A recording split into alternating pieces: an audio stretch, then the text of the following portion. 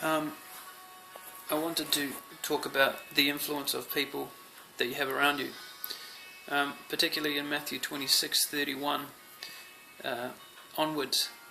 Yeshua is actually talking, saying that all you shall be offended because of me this night, for it is written, I will smite the shepherd, and the sheep of the flock shall be scattered abroad. This is when Yeshua is actually talking about a prophecy that is written of old time in the Bible, in the Old Testament. It goes on, and Peter says in verse 33, though all men shall be offended because of you, yet I will never be offended. The interesting thing here is that Peter is quite a man of God. He's very zealous for God, and he often corrects Yeshua, even though Yeshua is the Son of God. He corrects him and says, no, I'm right. And his grandeur often gets him into folly. The interesting thing is, though, after he says that I will not, it doesn't matter what happens, I won't deny you.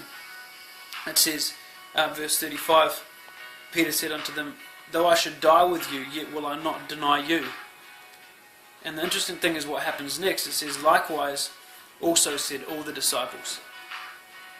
Now, he's literally arguing with God, saying this prophecy will not come true. And because of that, all the disciples that were around him then agreed that God was wrong. And they all said, yeah, we agree, we won't be scattered, even though the prophecy said that they would be scattered. And this is so true in our life. When God gives us a promise and tells us something that will happen, the people around us can convince us that what God says isn't important. And what God said will happen, won't happen, because just one person thinks they know better and they influence everyone around them.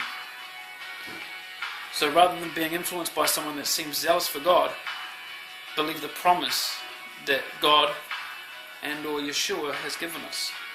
And that's a life of freedom, peace, and joy.